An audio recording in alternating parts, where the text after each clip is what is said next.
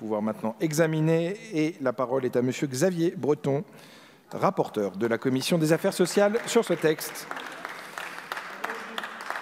Monsieur Breton, vous avez la parole.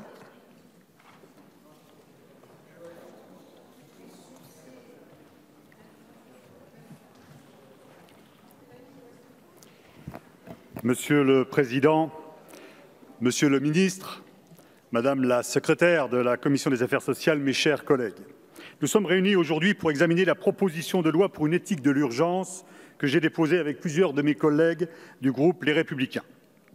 La pandémie de Covid-19 a constitué et continue à constituer une épreuve douloureuse pour l'ensemble de nos compatriotes. Face aux périls auxquels nous avons été soudainement confrontés, la crise a mis en lumière les valeurs de solidarité, de courage et de dévouement qui caractérisent la mobilisation dont nos compatriotes, notamment les soignants et les aidants, ont su faire preuve dans ces moments difficiles. Cette crise a également justifié l'élaboration d'un nouveau cadre juridique destiné à lutter efficacement contre le virus.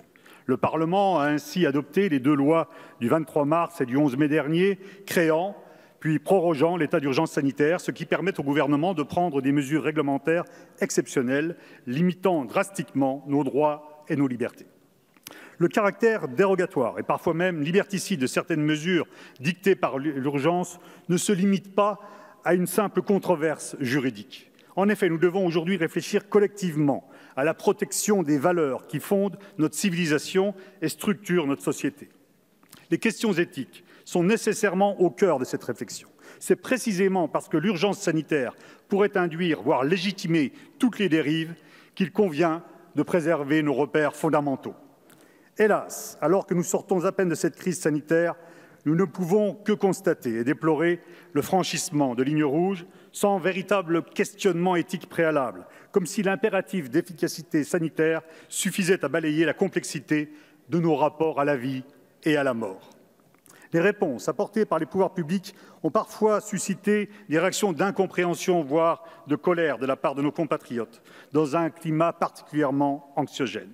Aux souffrances provoquées par l'épidémie s'est conjugué un sentiment d'injustice devant la dimension brutale, voire inhumaine, de certaines situations. Parmi les exemples attestant de la réalité de ce constat, je n'en citerai que 3.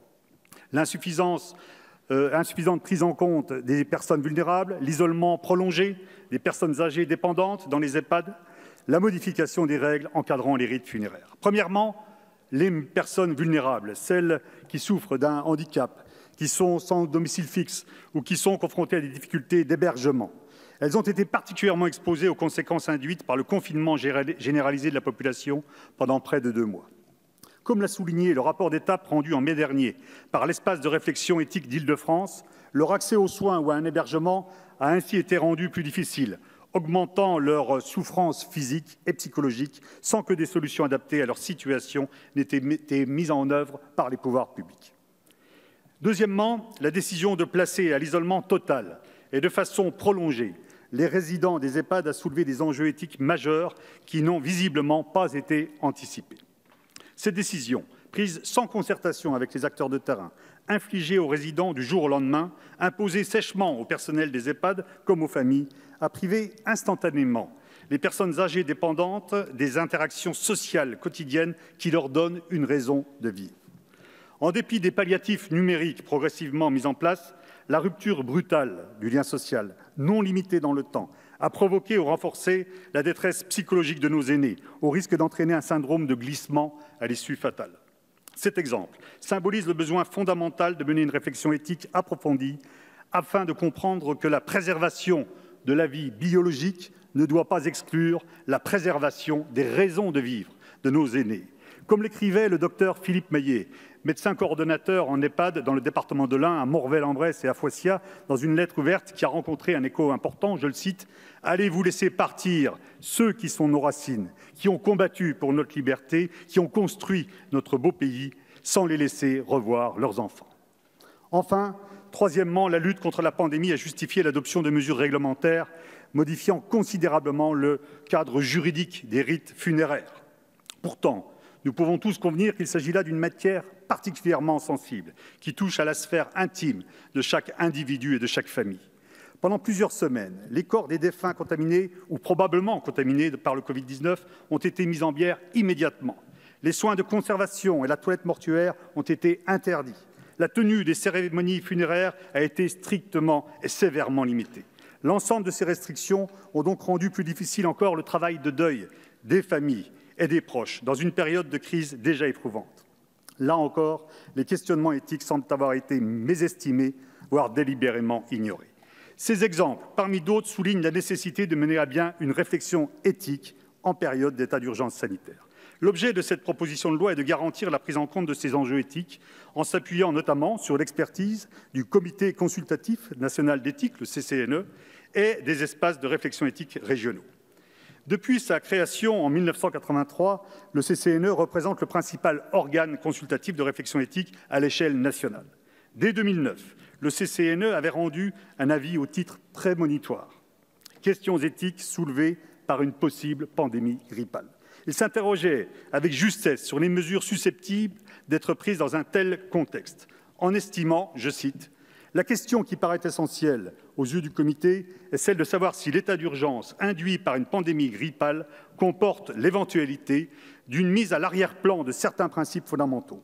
Faut-il subordonner les libertés individuelles à d'autres valeurs plus ajustées à l'efficacité de la stratégie de lutte contre le fléau sanitaire ?» Ces mots, qui ont 11 ans aujourd'hui, prennent tout leur sens. Au cours de la crise du Covid-19, le CCNE a publié 4 avis à la suite de saisines du gouvernement, du comité scientifique ou de sa propre initiative. Ces avis ont permis d'établir un état des lieux pour différents enjeux éthiques dans une optique critique mais constructive. L'avis publié le 17 avril dernier par le CCNE a ainsi constaté l'exceptionnelle gravité des mesures réglementaires relatives aux rites funéraires prévues par le décret du 1er avril. Cette prise de conscience, bien qu'elle n'ait pas rencontré l'écho qu'elle méritait sans doute, a contribué à faire bouger les lignes pour finalement aboutir à l'abrogation de ce décret. À l'échelle régionale, les espaces de réflexion éthique régionaux, créés en 2004, complètent le réseau de l'éthique sur notre territoire. Au contact direct des acteurs de terrain du secteur médico-social, ils constituent autant de lieux de formation, de documentation, de rencontres et d'échanges interdisciplinaires. En tant que rapporteur, j'ai notamment eu l'opportunité d'auditionner les espaces régionaux d'Île-de-France et d'Auvergne-Rhône-Alpes.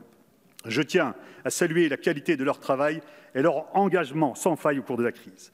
Leur rôle de proximité a été essentiel afin de sauvegarder l'existence de principes éthiques à l'épreuve de l'urgence sanitaire. Cette proposition de loi vise donc à conforter le rôle et l'influence du CCNE et des espaces régionaux en période d'état d'urgence sanitaire. D'une part, il s'agit de prévoir la publication systématique, et non plus sur la base d'une saisine discrétionnaire, d'un avis du CCNE en cas de déclaration ou de prorogation de l'état d'urgence sanitaire. D'autre part, le CCNE réalisera également un rapport d'évaluation afin de tirer tous les enseignements de la gestion de la crise au regard des questionnements éthiques, dans un délai de 2 mois suivant la fin de l'état d'urgence sanitaire. Parce qu'il s'agit de sujets au cœur du débat démocratique, le Parlement pourra s'en saisir et débattre à son tour de ces questions à la lumière du rapport d'évaluation rendu par le CCNE. Je me félicite du climat constructif dans lequel nous avons examiné en commission cette proposition de loi, dépassant largement, et c'est une bonne nouvelle, les clivages traditionnels.